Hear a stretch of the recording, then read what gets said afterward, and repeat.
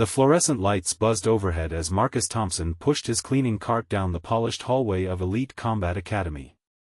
His worn sneakers squeaked softly against the rubber matting that lined the floors of the upscale mixed martial arts facility.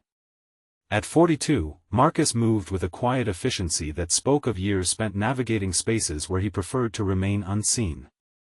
Through the large viewing windows that separated the main training area from the hallway, Marcus could see Jake Morrison finishing his evening Brazilian Jiu-Jitsu session. The tech entrepreneur's face was flushed red from exertion, sweat dripping from his perfectly styled hair as he attempted to execute a triangle choke on his much smaller training partner. Marcus paused in his cleaning routine, his trained eye automatically cataloging the technical errors in Jake's form. The angle was wrong, the leverage inefficient, the grip placement fundamentally flawed. Marcus had watched Jake train for the past 8 months, ever since taking the night janitor position at Elite Combat. Jake owned a controlling stake in the gym along with his various tech ventures, and he never let anyone forget it. He wore his purple belt like a crown, though Marcus could see that Jake's technique barely warranted the white belt around his own daughter's waist when she practiced her karate forms. Emma. The thought of his 80-year-old daughter brought a small smile to Marcus's weathered face.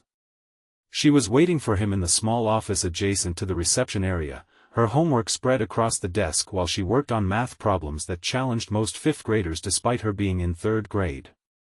The night shift paid better than day work, and Marcus needed every extra dollar to keep up with Emma's growing needs. Her school supplies, clothes that fit her rapidly expanding frame, and the small luxuries that made childhood bearable for a girl who had already lost too much. The training session on the mat was winding down. Jake's partner, a young man barely out of his teens, tapped out repeatedly as Jake applied pressure with the reckless abandon of someone who had never learned the difference between training and fighting.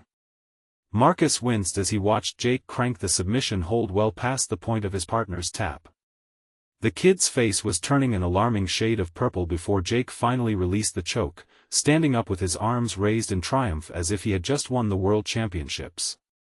Marcus resumed his cleaning, spraying disinfectant on the mirrors and wiping them down with practiced strokes. The familiar routine of his work allowed his mind to wander to the life he had left behind.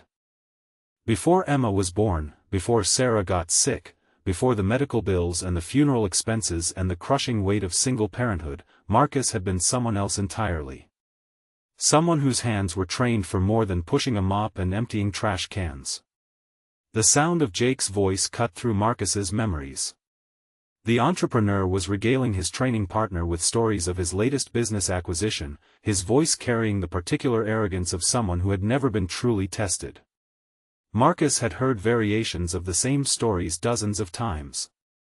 The meteoric rise of Jake's software company, the luxury cars, the penthouse apartment, the vacation homes scattered across 3 continents. Emma appeared in the doorway of the office, her backpack slung over one shoulder and her homework folder clutched in her small hands. Her dark eyes, so much like her mother's, found Marcus immediately. She had learned early not to interrupt his work, but her presence was a gentle reminder that their evening was far from over. There would be dinner to prepare, bedtime stories to read, and the quiet moments between father and daughter that had become the most precious parts of Marcus's carefully structured days. Jake finished his training and headed toward the locker room, his expensive athletic wear pristine despite the intensity of his workout. He walked past Marcus without acknowledgement, as if the janitor were simply another piece of gym equipment. Marcus was used to being invisible, had cultivated the skill during his years of service when observation meant survival. But tonight, something in Jake's dismissive glance lingered, carrying the weight of future confrontation. Jake Morrison emerged from the locker room 20 minutes later, his hair still damp but styled with the precision of someone who had never learned to accept imperfection. He wore a charcoal gray suit that probably cost more than Marcus earned in 3 months, his leather shoes clicking against the polished floors with the confidence of ownership. Marcus was finishing his work on the mirrors when Jake's reflection appeared beside his own. "You're Marcus, right?" "The night guy," Jake said, his tone carrying the casual authority of someone accustomed to being obeyed. Marcus turned slowly, keeping his expression neutral as he faced the gym's owner. "Yes sir, that's right," Marcus replied, his voice steady and respectful. He had learned long ago that the best way to navigate encounters with men like Jake was to give them exactly what they expected: deference without challenge, service without personality. Jake glanced at his expensive watch, a gesture that seemed more performative than practical. "I need you to stay late tonight. I've got some potential investors coming by around 10, and I want them to see the place in perfect condition. Think you can handle that?" The request was phrased as a question, but Marcus understood it was anything but. He thought of Emma waiting in the office, her homework finished and her small body growing tired as the evening stretched on. Staying late meant she would fall asleep in the uncomfortable office chair, and he would have to carry her to their beat-up Honda Civic for the drive home to their small apartment. "Of course," Marcus said without hesitation. "Whatever you need." Jake's smile was sharp and satisfied, the expression of a man who had just confirmed his own superiority. "Good. These are important people, Marcus. Tech executives, venture capitalists, the kind of folks who notice details. I can't have them thinking I run some second-rate operation." Marcus nodded, already calculating how he would rearrange his cleaning schedule to accommodate the extended hours. The overtime pay would help, but Emma's sleep was precious, and she had school in the morning. Still, he had learned not to voice such concerns to men who saw employees as interchangeable parts in their grand designs. "And Marcus," Jake continued, his tone shifting to something colder, "I noticed your kid hanging around the office again. This isn't a daycare. I understand you're in a tough spot, but my members pay premium fees for a professional environment." The words hit Marcus like a physical blow, though his expression never changed. Emma was the most well-behaved child he had ever known, a necessity born from their circumstances. She did her homework quietly, never left the office without permission, and treated everyone she met with the kind of respect that spoke to her upbringing. But to Jake, she was simply an inconvenience, a reminder that his janitor had a life beyond servicing the gym's needs. "I understand," Marcus said, his voice carefully controlled. "It won't happen again." Jake's smile returned, warmer now that he had established the proper hierarchy. "Good man. I knew I could count on you. You know, Marcus, I see a lot of guys come through here who think they're tough. Military types, street fighters, wannabe cage warriors. But real toughness? That's what you're showing right now.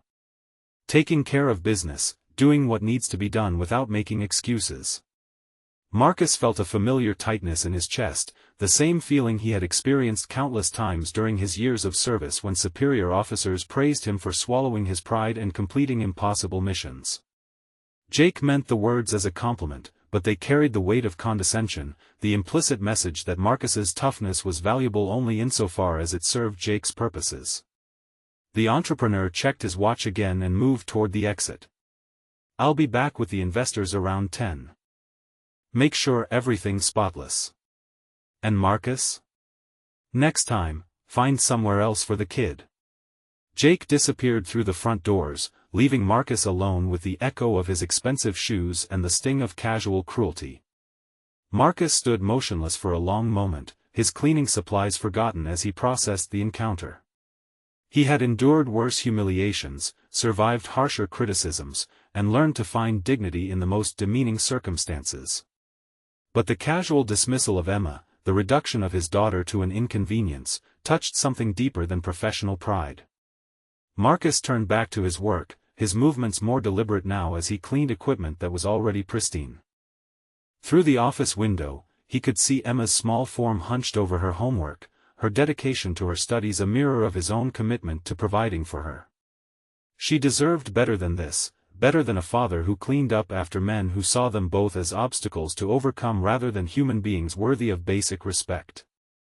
Marcus finished cleaning the main training area and made his way to the small office where Emma sat working at the reception desk. Her math homework was spread before her in neat rows, each problem solved with the careful precision she applied to everything in her young life. She looked up as he approached, her dark eyes brightening with the pure joy that only children could maintain despite the weight of difficult circumstances. "All done with your work, Daddy?" Emma asked, capping her pencil and organizing her papers into perfect stacks. Marcus marveled at how she had learned to structure her world, creating order from the chaos that had defined their lives since Sarah's death 3 years ago. "Not quite yet, sweetheart," Marcus replied, settling into the chair beside her. "Mr. Morrison needs me to stay a bit later tonight. Some important people are coming to visit the gym." Emma nodded with the understanding that came from being the daughter of a working single parent. She had learned early not to complain about the long hours, the late nights, or the way their schedule revolved around the demands of others.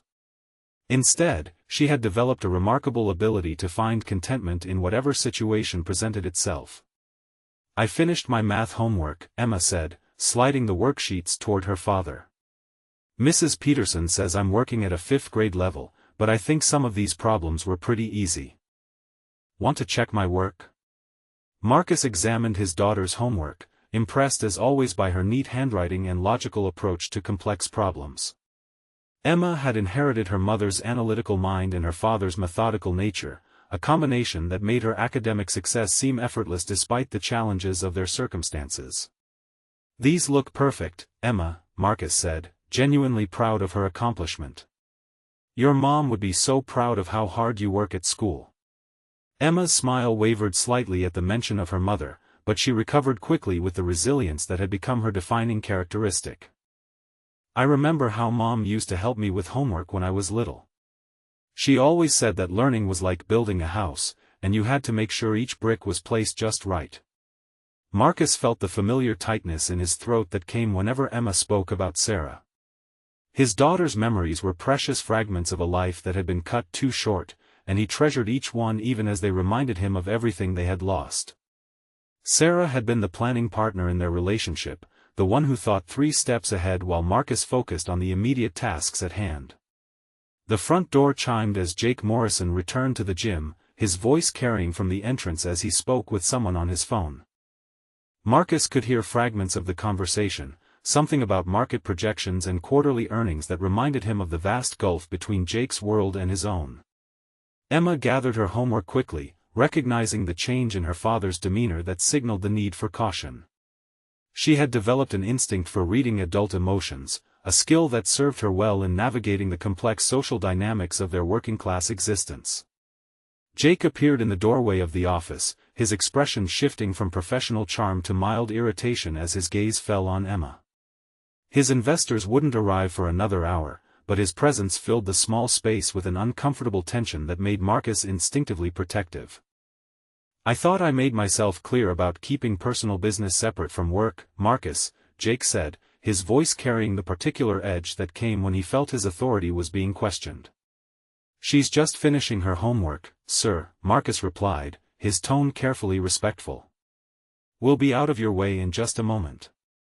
Jake's gaze lingered on Emma with the dismissive evaluation of someone assessing an unwanted interruption.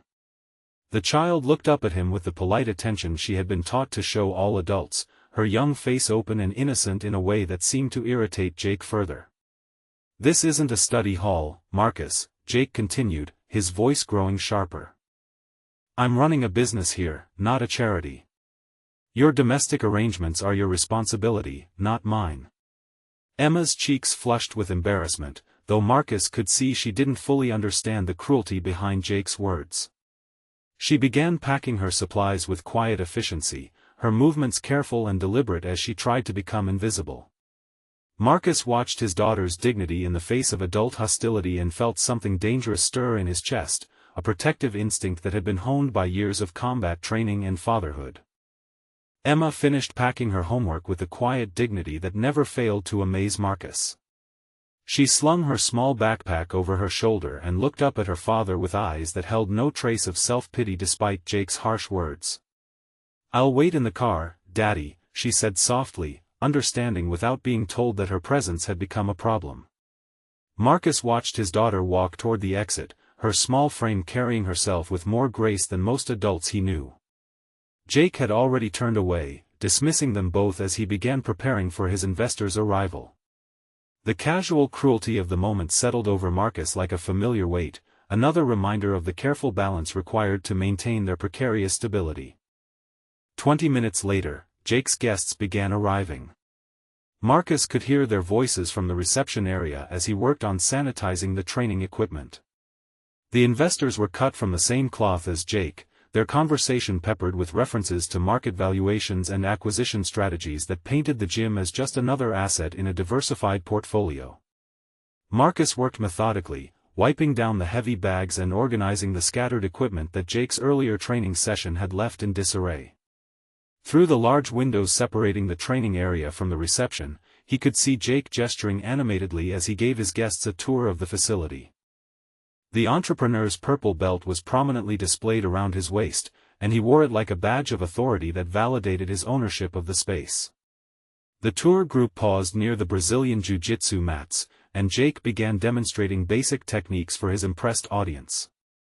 Marcus continued his cleaning routine, but his trained eye automatically analyzed Jake's movements.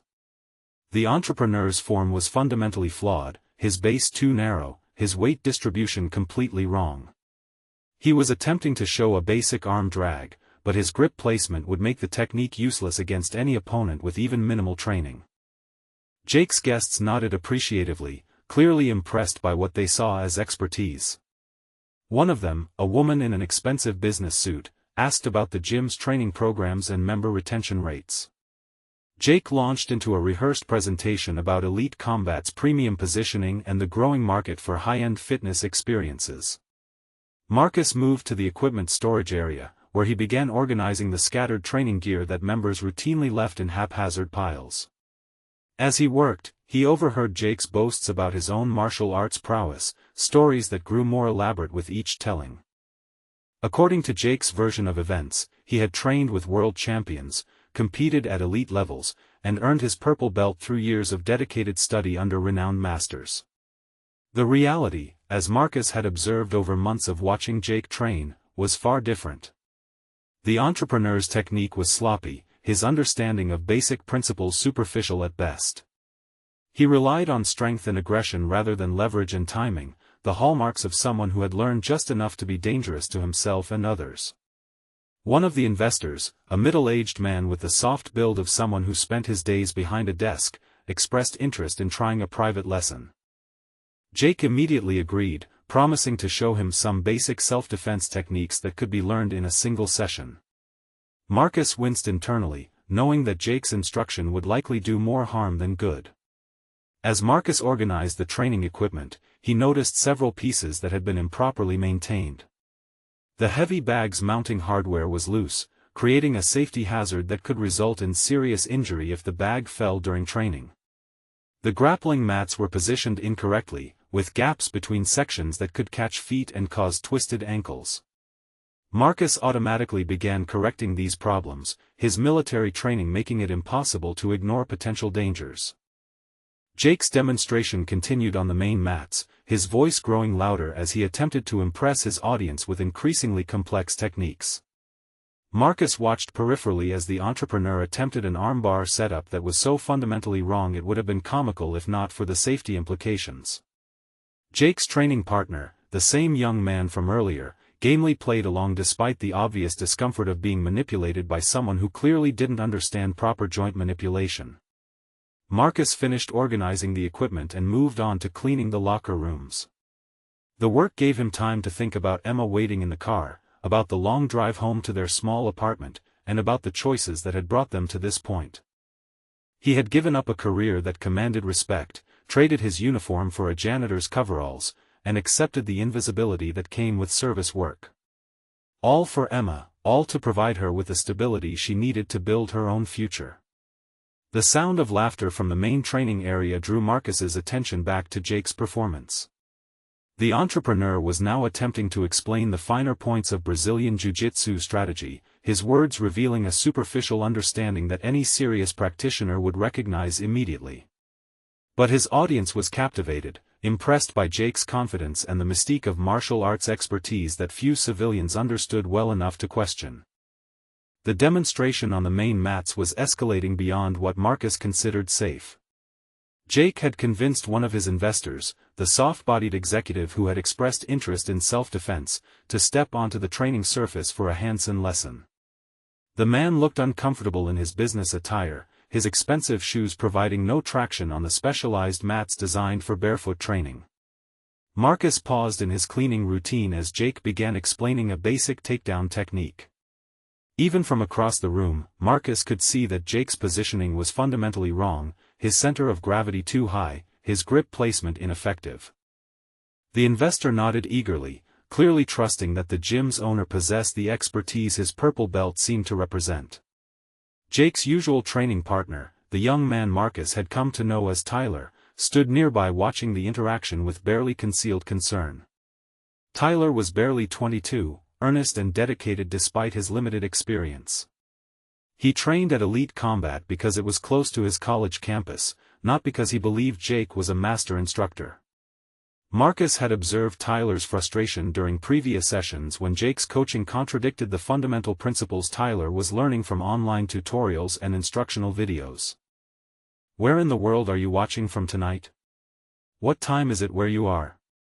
The question formed in Marcus's mind as he considered the global audience that might witness what was about to unfold, though he pushed the thought aside to focus on the developing situation. Jake executed the takedown on the willing investor, using far more force than necessary for a demonstration. The older man hit the mat hard, his business suit offering no protection against the impact. Marcus winced as he heard the distinct sound of breath being knocked from the investor's lungs, but the man gamely smiled and struggled to his feet, clearly not wanting to appear weak in front of his business associates. "Now you try it on me," Jake instructed, his confidence overriding any concern for his guest's obvious discomfort. The investor hesitated, clearly recognizing his own limitations, but Jake's encouragement left little room for refusal. Marcus watched the attempted takedown with growing alarm. The investor's technique was predictably clumsy, but Jake's response was dangerously over-aggressive. Instead of controlling the situation and protecting his inexperienced partner, Jake used the opportunity to demonstrate his own perceived superiority. He sprawled back hard, driving his weight down onto the investor's shoulders and sending the older man crashing face-first into the mat. The sound of impact was sickening, a wet thud that Marcus recognized from his years of combat training. The investor lay motionless for a moment before slowly rolling onto his back, blood streaming from his nose and a cut above his left eyebrow. The other investors rushed forward, their business conversation forgotten as they attended to their injured colleague. Marcus dropped his cleaning supplies and moved toward the group, his military medical training overriding his instinct to remain invisible. Tyler was already kneeling beside the injured man, looking helplessly at Jake for guidance that wasn't coming. Jake stood frozen, his face pale as he realized the severity of what had just occurred. "Let me help," Marcus said quietly, dropping to one knee beside the injured investor. His hands moved with practiced efficiency, checking for signs of concussion while applying pressure to stop the bleeding from the man's nose. The investor's pupils were equal and reactive, and he responded coherently to Marcus's questions about his pain level and ability to move his extremities. The other investors watched in surprise as the gym's janitor demonstrated clear medical competence. Marcus worked with the calm precision of someone who had treated far more serious injuries under much more challenging conditions. He used clean towels from his cleaning cart to control the bleeding and position the man's head to prevent blood from running down his throat. Jake finally found his voice, though it carried none of his earlier confidence. "Is he going to be okay?" Jake asked, his question directed more to the air than to anyone specific. Marcus ignored him, focused entirely on his patient's condition and the immediate need for proper medical attention. "He needs to be checked for a concussion," Marcus said, his tone professional and matter-of-fact. "The cut above his eye might need stitches. I'd recommend having him evaluated at an emergency room to be safe." Tyler stared at Marcus with newfound respect, clearly recognizing expertise that went far beyond custodial work. The injured investor was sitting up now, pressing a clean towel to his nose while Marcus supported his shoulders and monitored his alertness. The man's business associates were already making calls to arrange transportation and medical care, their earlier enthusiasm for Jake's martial arts demonstration completely forgotten. The injured investor was helped to his feet by his concerned colleagues, the bleeding from his nose finally under control thanks to Marcus's quick intervention. Jake watched the scene unfold with growing agitation, his carefully orchestrated evening dissolving into a potential liability nightmare. His investors were whispering among themselves, their earlier enthusiasm for the gym's potential clearly dampened by the unexpected violence of Jake's demonstration. Marcus remained kneeling on the mat, methodically cleaning up the bloodstains with towels from his cart. His movements were efficient and professional, treating the cleanup as just another aspect of maintaining the facility's cleanliness. But Jake saw something different in the janitor's actions, a competence that seemed to mock his own fumbling response to the crisis. "Where exactly did you learn to do that?"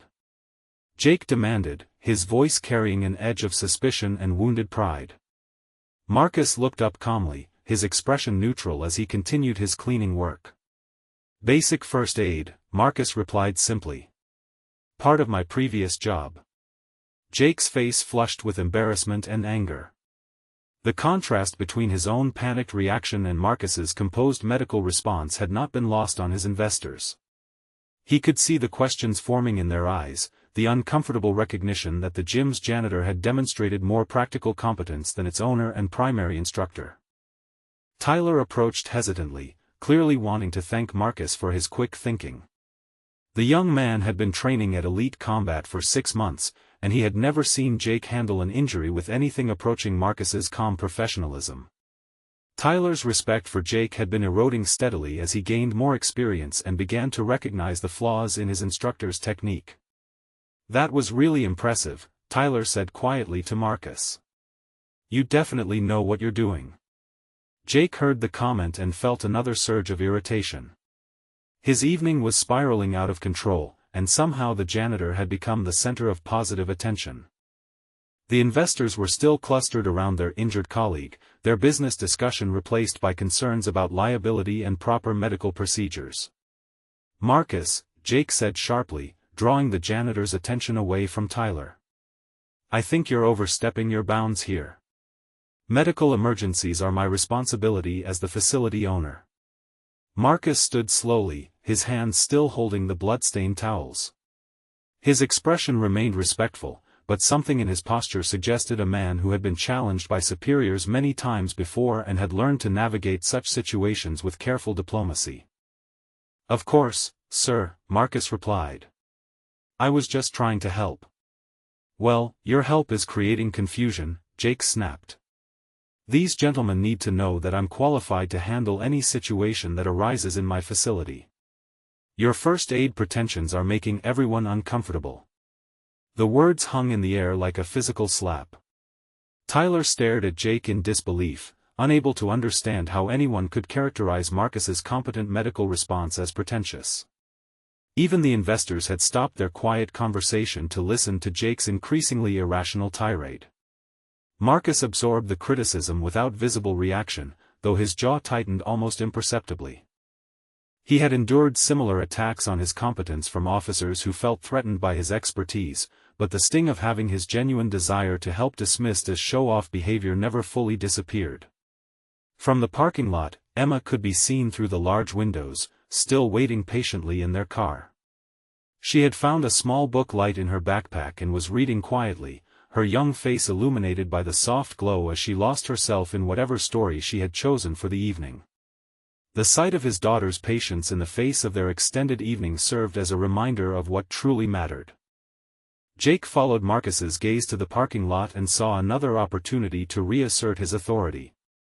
"And speaking of overstepping bounds," Jake continued, his voice growing louder, "I thought I made it clear that this isn't a daycare. Your family situation is creating distractions that my members and investors don't need to deal with." Tyler looked back and forth between Jake and Marcus, clearly struggling to understand how the situation had devolved so rapidly. The injured investor was being helped toward the exit by his colleagues, their plans for further business discussion clearly abandoned. Jake's investment opportunity was evaporating, and his response was to blame the man who had prevented the evening from becoming far worse. Marcus gathered his cleaning supplies with deliberate care, his movements controlled despite the obvious provocation. He had learned long ago that responding to bullies with matching aggression only escalated situations beyond repair.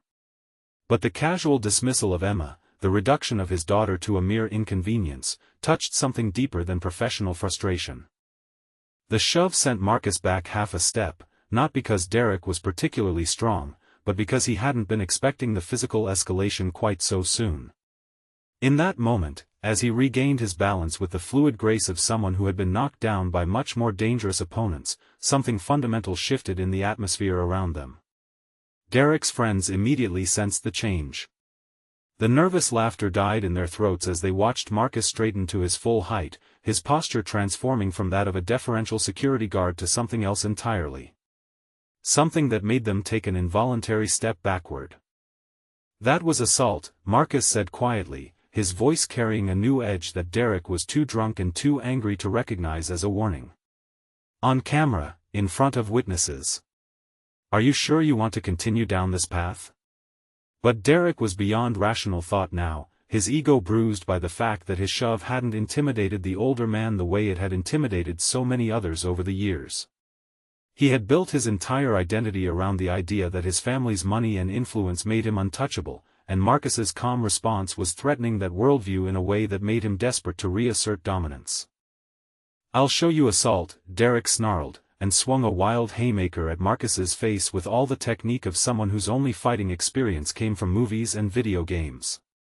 What happened next took less than 3 seconds, but to the witnesses watching, it seemed to unfold in slow motion with the kind of devastating precision that spoke of years of professional training. Marcus slipped the punch with minimal movement, letting Derek's fist whistle harmlessly past his ear while simultaneously stepping inside the younger man's guard. His left hand came up to control Derek's extended arm while his right hand delivered a precise palm strike to Derek's solar plexus that drove all the air from his lungs in a single explosive gasp. As Derek doubled over, gasping and unable to breathe, Marcus smoothly transitioned into a takedown that sent the larger man to the ground with a thud that sounded like a bag of laundry hitting concrete. Within seconds, Derek was face down on the pavement with his arm twisted behind his back in a control hold that looked effortless but was absolutely inescapable. "Stay down," Marcus advised quietly, applying just enough pressure to make his point clear without causing permanent damage. "Breathe slowly. The feeling will come back." Derek's friends stood frozen in shock, their minds struggling to process what they had just witnessed. The guy they had dismissed as just another nobody security guard had just dismantled their seemingly invincible leader with the kind of casual efficiency that suggested this was far from his first time handling aggressive drunks. Rebecca clutched her rescued textbook to her chest, her eyes wide with amazement and gratitude. She had seen Derek intimidate professors, teaching assistants, and even campus police officers with his family's influence and his physical presence. Watching him reduced to a whimpering figure on the ground was like seeing a fundamental law of her university experience suddenly reversed. "How did you?" one of Derek's friends started to ask, then seemed to think better of finishing the question. Marcus kept his attention focused on Derek, who was starting to get his breath back and testing the limits of the hold. "I'd recommend staying very still," Marcus advised. "This technique can go from uncomfortable to extremely painful very quickly if you struggle." The casual way he said it, as if he were discussing the weather rather than someone's potential suffering, sent a chill through the small crowd that had gathered. Students who had been drawn by the raised voices now stood at a respectful distance, their phones out and recording as they witnessed something that would become campus legend within hours. "You broke my arm." Derek wheezed, though his arm was perfectly intact and simply immobilized. "No, I didn't," Marcus replied matter-of-factly. "If I had broken your arm, you would be unconscious from the pain right now. This is a standard compliance hold designed to control without causing permanent damage. I learned it in the army." The word army seemed to hit Derek's friends like a physical blow. Suddenly, Marcus's precise movements and calm demeanor made sense in a way that terrified them. This wasn't some random security guard they were dealing with. This was someone who had been trained to neutralize threats as a matter of professional survival. "Army?" Rebecca repeated, her voice filled with new understanding. "You're a veteran?" Marcus glanced up at her briefly, noting that she had moved closer rather than fleeing as most people would have done. There was something in her expression that reminded him of his daughters when they asked about his medals, the same mixture of curiosity and respect that made his chest tight with emotion. "What would you have done in this situation?" Sometimes the right choice isn't the safe choice. Former Army Ranger, Marcus confirmed, then returned his attention to Derek. 3 tours in Afghanistan. So when I tell you that struggling against this hold is a bad idea, I'm speaking from experience. Jake's challenge echoed through the empty gym like a bell that couldn't be unrung. Marcus stood motionless, his cleaning cloth still in his hands as he weighed his options. Walking away would mean losing his job, the income that kept Emma fed and housed and in school. But accepting Jake's provocation carried risks that extended far beyond employment, risks that could shatter the careful stability he had built around his daughter's needs. Tyler stepped forward hesitantly, clearly uncomfortable with the escalating situation. Maybe this isn't the best time for sparring, Tyler suggested, his young voice carrying more wisdom than his years would suggest. It's been a long evening for everyone. Jake whirled on Tyler with the fury of a man whose authority had been questioned one too many times. This doesn't concern you, Tyler. This is between me and the janitor here who thinks he knows better than everyone else. Marcus set down his cleaning supplies and faced Jake directly for the first time that evening. The entrepreneur was smaller than Marcus had realized, his gym membership and expensive athletic were unable to disguise a soft frame built more for boardrooms than training mats. But Jake's eyes burned with the particular rage of someone who had never been truly tested and couldn't conceive of losing to someone he considered beneath him. Mr. Morrison, Marcus said quietly, I really think we should just call it a night. Your investors are gone, the gym is clean, and my daughter is waiting in the car. Your daughter, Jake sneered. Right. The little princess who thinks my gym is her personal study hall. Maybe it's time she learned that Daddy isn't the hero she thinks he is. The word struck Marcus like a physical blow, cutting through his professional composure with surgical precision. Jake had found the one pressure point that could override Marcus's careful self-control, the threat to his daughter's perception of him that went beyond mere employment concerns. Through the large windows, Emma could be seen closing her book and looking toward the gym with the intuitive awareness that children develop when their parents' routine is disrupted. She had learned to read her father's moods and situations with the precocious sensitivity of a child who had already lost one parent and lived in constant fear of losing another. Marcus felt something shift inside his chest, a familiar sensation from his years in uniform when diplomacy had failed and action became inevitable. Jake sensed the change immediately, his predatory instincts recognizing that his provocation had finally found its mark. So what's it going to be, Marcus? Jake pressed, his confidence growing as he interpreted Marcus's silence as weakness. Are you going to step onto these mats like a man, or are you going to hide behind your mop and bucket like the coward you really are? Tyler backed away from the confrontation, recognizing that the situation had moved beyond his ability to influence. He had trained enough to understand the basics of what was about to happen, and despite his limited experience, he could see qualities in Marcus that Jake seemed completely blind to. The way Marcus moved, the way he carried himself, the calm that never quite left his eyes even in moments of stress. Marcus looked once more toward Emma in the parking lot, then back at Jake's expectant face. His daughter had already witnessed too much disappointment in her short life, had already learned to accept less than she deserved because circumstances demanded it. But perhaps it was time for her to see that her father was capable of more than just quiet endurance. All right, Mr. Morrison, Marcus said finally, his voice steady despite the magnitude of what he was agreeing to. If you insist. But let's keep this friendly. Just a light roll to settle whatever needs settling. Jake's smile was triumphant and cruel, the expression of a bully who believed he had finally cornered his prey. He began removing his expensive suit jacket with theatrical ceremony, as if preparing for some grand performance rather than a simple training exercise. Marcus removed his work shirt and folded it carefully, revealing arms and shoulders that spoke of years spent maintaining physical conditioning despite the sedentary nature of his current employment. Jake paused in his own preparation, perhaps noticing for the first time that his opponent possessed a physicality that didn't match his humble profession. Tyler positioned himself where he could see both fighters clearly, his role as witness suddenly taking on greater significance than he had anticipated. The gym felt different now, charged with an energy that transformed the familiar training space into something resembling an arena where more than just physical superiority would be tested. The two men faced each other on the center of the mat, the polished surface reflecting the overhead lights like a stage prepared for an inevitable performance.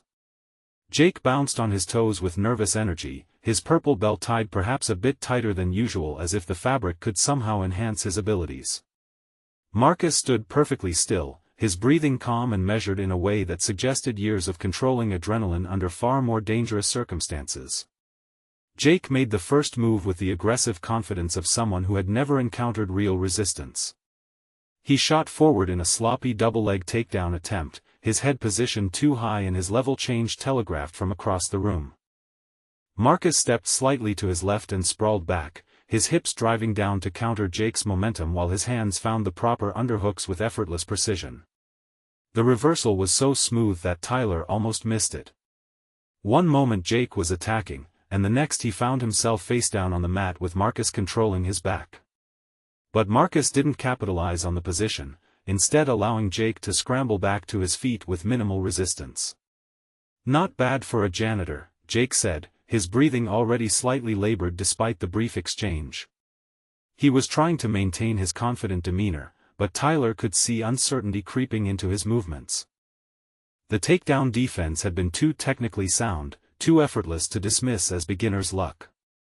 Marcus said nothing, simply resetting his stance and waiting for Jake's next attack. His silence was more unnerving than any trash talk could have been, the quiet confidence of someone who had nothing to prove but was willing to demonstrate nonetheless. Jake attempted a guard pull this time, trying to use his supposed ground game expertise to control the pace of the match. He grabbed Marcus's collar and sat back, intending to sweep or submit from the closed guard position that Jake considered his strongest area. But as Jake's legs wrapped around Marcus's waist, he immediately realized something was wrong. Marcus's posture in the guard was perfect, his base unshakable despite Jake's attempts to break him down. Every sweep attempt was countered before it could develop, every submission setup neutralized with the kind of defensive awareness that spoke of thousands of hours of high-level training. Jake found himself working harder and harder just to maintain his guard, while Marcus seemed to move with effortless efficiency. Tyler watched in fascination as the dynamic of the match became increasingly clear. Jake was fighting with the desperation of someone who realized his assumptions had been catastrophically wrong, while Marcus remained calm and controlled, allowing Jake to exhaust himself against superior technique and experience. The sound of a car door closing in the parking lot drew everyone's attention for a moment. Emma had grown tired of waiting and was walking toward the gym's entrance, her small backpack bouncing against her shoulders as she moved with the determined purpose of a child who had made up her mind about something important. Jake seized on the distraction, attempting to transition to an armbar while Marcus's attention was momentarily divided. But Marcus felt the attack developing and smoothly defended, posturing up and beginning to pass Jake's guard with a pressure that the entrepreneur had never experienced before. This was different from the playful rolling Jake was accustomed to with Tyler and other beginners. Marcus's pressure was methodical and crushing, each position change calculated to make Jake's situation progressively worse. Jake found himself being systematically dismantled by someone he had dismissed as an insignificant service worker. Emma appeared in the doorway of the training area, her young face curious but not alarmed. She had seen her father in physical training before, though not recently, and there was something familiar in his movements that spoke to memories from when she was smaller and their life had been different. The presence of his daughter seemed to change something in Marcus's approach. Where before he had been content to simply defend and counter, now he began to take more active control of the match. His transitions became more fluid, his pressure more insistent, his technique more obviously superior to anything Jake could mount in response. Jake was breathing heavily now, his earlier confidence replaced by the growing realization that he was completely outmatched. Every position he achieved was immediately reversed, every attack he attempted was countered with ease, and the gap in their skill levels was becoming impossible to ignore. Tyler stood mesmerized, recognizing that he was witnessing something extraordinary. Marcus moved with the fluid precision of a master craftsman, each technique flowing seamlessly into the next with a level of expertise that made Jake's purple belt seem like an elaborate costume rather than a legitimate rank. Marcus briefly made eye contact with Emma, who watched her father with the wide-eyed attention of a child seeing something new and remarkable. In her expression, Marcus could see not fear or concern, but pride and recognition, as if some part of her had always known that her father possessed capabilities beyond what their current circumstances revealed. Jake's desperation was becoming palpable as he realized the magnitude of his miscalculation. What had begun as an opportunity to humiliate his janitor had transformed into a public demonstration of his own technical inadequacy. Marcus continued to move with the fluid precision of someone for whom Brazilian Jiu-Jitsu was not a hobby but a deeply ingrained skill set developed through years of serious training. The sound of footsteps in the entrance area announced the arrival of someone new. Sensei Rodriguez, the respected martial arts instructor who rented space at Elite Combat for his traditional jiu-jitsu classes, had returned to retrieve equipment he had forgotten earlier. His weathered face took in the scene with the sharp assessment of someone who had spent decades evaluating martial artists.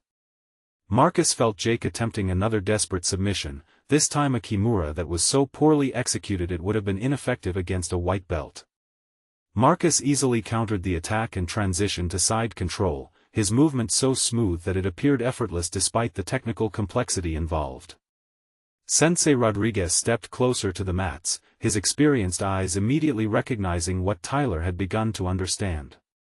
This was not a friendly role between gym members. This was a master class in technical superiority being delivered by someone who clearly possessed elite-level skills despite his humble occupation. Emma watched from the edge of the training area, her young face reflecting a mixture of curiosity and dawning recognition. She had vague memories of watching her father train when she was very small, before her mother's illness had changed everything about their family's circumstances. There was something familiar in his movements, something that connected to a time when their life had been different. Jake made one final desperate attempt to turn the tide of the match. He explosive bridged and tried to create scramble, hoping that chaos might give him an opportunity to land in a superior position. But Marcus read the movement perfectly, flowing with Jake's energy and using it against him to achieve the mount position with devastating efficiency. From the mounted position, Marcus's control was absolute. Jake bucked and thrashed beneath him like a fish out of water, but every movement only served to demonstrate the futility of his situation. Marcus rode out each escape attempt with the casual ease of someone who had dealt with far more dangerous opponents under much more serious circumstances. What part of this story resonates most with you? The question might have been relevant to observers, but for Jake, the reality was becoming increasingly uncomfortable. Share your thoughts, Marcus might have said if this were a different kind of encounter, but his focus remained entirely on the technical demonstration he was providing. Sensei Rodriguez moved closer to the action, his presence commanding enough that even Emma noticed the elderly instructor's arrival. Rodriguez had trained champions and coached fighters who had competed at the highest levels of martial arts. His assessment of technique was not something that could be disputed or dismissed. Jake's struggles were becoming weaker as exhaustion set in. The adrenaline that had fueled his initial aggression was depleting rapidly, leaving him gasping for breath beneath Marcus's patient but inexorable pressure. Marcus maintained perfect posture and balance, his breathing still controlled despite the physical demands of the match. Tyler found himself holding his breath as he watched the systematic dismantling of everything he had believed about his instructor's abilities. Jake's purple belt, his boastful stories, his condescending attitude toward other martial artists, all of it was being exposed as elaborate fiction by the quiet competence of a man he had dismissed as mere gym staff. Marcus glanced toward Emma, seeing in her eyes the same intelligent assessment that reminded him so much of her mother. Sarah had possessed the ability to see through pretense and recognize genuine quality, a trait that Emma had clearly inherited. His daughter was watching not with fear but with growing understanding of who her father really was beneath the humble exterior circumstances had required him to adopt. The match was effectively over, though Jake continued his increasingly futile attempts to escape. Marcus could have ended it at any point with any number of submissions, but he seemed content to simply maintain control while allowing Jake to exhaust himself against superior technique and conditioning. Sensei Rodriguez cleared his throat softly, the sound carrying enough authority to draw everyone's attention. His presence changed the dynamic of the room immediately, adding the weight of legitimate expertise to what had been a personal confrontation between employer and employee. "Gentlemen," Rodriguez said quietly, his voice carrying the calm authority of someone accustomed to being heard and obeyed. "Perhaps this would be a good time to pause and discuss what we have all observed here tonight." Sensei Rodriguez's intervention carried the weight of undisputed authority, and Marcus immediately released his dominant position, allowing Jake to scramble away and catch his breath. The entrepreneur's face was flushed with exertion and embarrassment, his expensive athletic wear soaked with sweat from his futile attempts to match Marcus's technical superiority. Rodriguez stepped onto the mats with the measured confidence of someone who had spent 50 years studying martial arts. His weathered hands and scarred knuckles told the story of decades spent training with some of the most dangerous fighters in the world, and his assessment of what he had just witnessed carried more credibility than any official ranking system. "Marcus," Rodriguez said quietly, extending his hand in a gesture of respect that surprised everyone in the room. "It has been many years since I have seen technique of that caliber demonstrated with such restraint and control." Marcus accepted the handshake with visible gratitude, recognizing in Rodriguez a kindred spirit who understood the deeper principles that govern true martial arts mastery.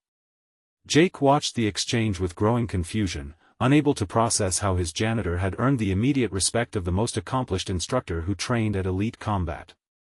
"Your ground control reminds me of the Gracie Academy methods, but with modifications that suggest military training," Rodriguez continued, his experienced eye cataloging the subtle details of Marcus's technique. "Special forces perhaps? Marine Corps martial arts program?" Marcus hesitated for a moment, glancing toward Emma before responding. "Force reconnaissance, sir. 12 years active duty." The revelation hung in the air like a physical presence, reshaping everyone's understanding of what they had just witnessed. Tyler stared at Marcus with newfound comprehension, suddenly understanding why Jake's attacks had seemed so ineffective. Emma moved closer to her father, her young face reflecting pride and recognition as pieces of her fragmented memories began falling into place. Jake struggled to his feet, his earlier arrogance replaced by the bewildered frustration of someone whose worldview had been fundamentally challenged.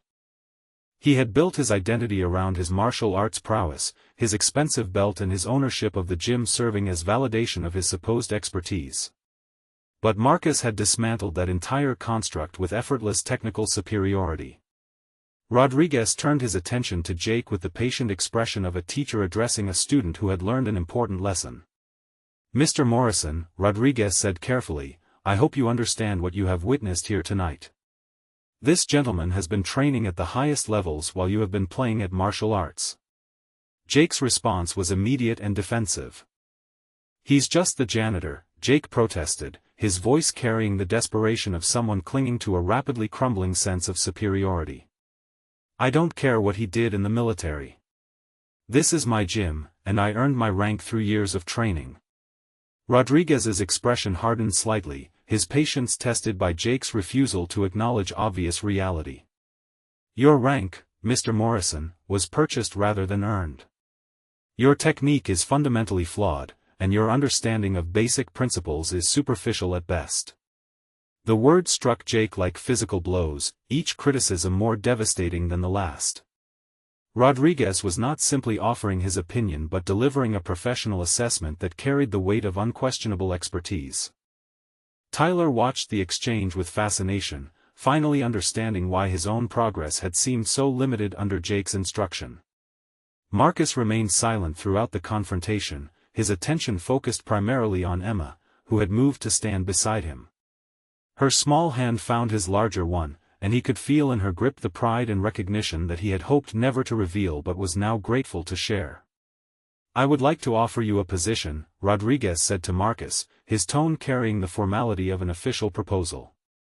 "My students would benefit greatly from your expertise, and I believe you would find the work more suitable to your background and abilities." Emma looked up at her father with eyes that reflected understanding beyond her years. She had always known that he possessed capabilities that his current circumstances didn't reveal, and seeing him recognized for his true worth filled her with a satisfaction that was deeply personal and profoundly moving. Jake watched the offer being extended to his employee with growing desperation.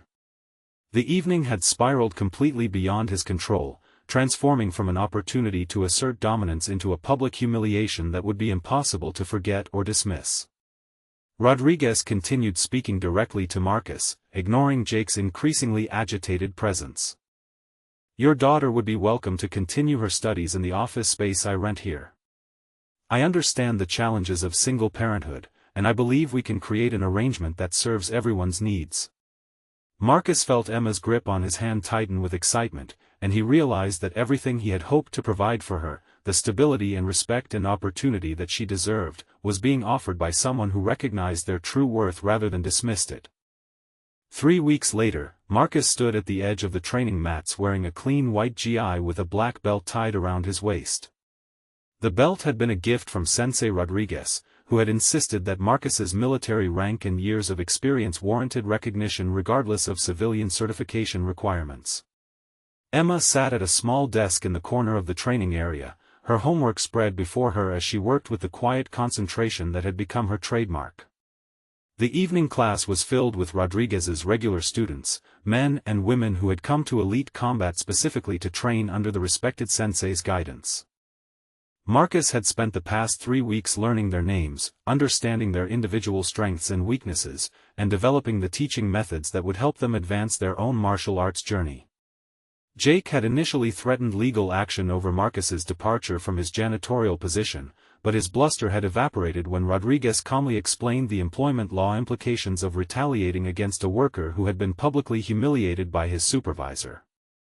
The entrepreneur now avoided the training areas when Rodriguez's classes were in session, his presence in his own facility reduced to administrative duties and private sessions with the few students who hadn't witnessed his technical inadequacy. Tyler had immediately requested to transfer his training to Rodriguez's program, eager to learn from instructors who possessed genuine expertise rather than purchased credentials. His progress in the past 3 weeks had been remarkable, his natural athleticism finally guided by proper technique and principled instruction. Marcus worked with a small group of advanced students, demonstrating the subtle details of guard retention that separated competent grapplers from exceptional ones. His teaching style was patient and methodical, drawing from years of military instruction where lives depended on students mastering complex skills under pressure. The evening's training session concluded with the traditional bow of respect, and Marcus's students began gathering their equipment and preparing to leave. Several approached him with questions about technique or requests for additional guidance, interactions that reminded Marcus of the satisfaction he had once found in developing junior Marines and preparing them for the challenges they would face. Emma finished her homework and began packing her supplies with the same careful organization she applied to everything in her young life. Her math scores had improved dramatically since Rodriguez had arranged for her to work with a tutoring program staffed by college students who trained at the academy. The intellectual stimulation and additional academic support were helping her achieve the potential that her father had always recognized but had been unable to fully nurture. Rodriguez approached Marcus as the last students departed, his expression reflecting the satisfaction of a teacher who had made a significant discovery. "Your students respect you already," Rodriguez observed. "They understand that you possess knowledge worth learning from." Marcus nodded gratefully, still adjusting to the transformation from invisible service worker to valued instructor. The past 3 weeks had restored something in him that he hadn't realized had been lost, a sense of purpose and recognition that extended beyond merely earning enough money to survive. If this story of hidden strength inspired you, let us know where you're listening from and subscribe for more stories of triumph.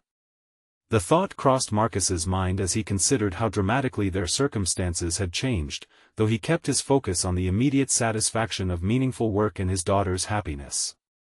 Emma approached her father with her backpack properly organized and her jacket in hand. She had grown more confident in recent weeks, her academic success and the obvious respect shown to her father combining to create a sense of stability that had been missing since her mother's death. "Ready to go home, Daddy?" Emma asked, though her tone suggested contentment rather than eagerness to leave. The academy had become a second home for both of them, a place where Marcus's capabilities were recognized and Emma's potential was nurtured. Rodriguez handed Marcus an envelope containing information about an upcoming tournament where several of his students planned to compete.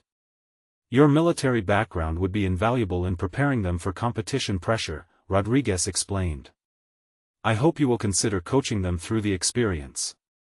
Marcus accepted the envelope with gratitude, understanding that Rodriguez was offering him opportunities to continue growing as an instructor and mentor.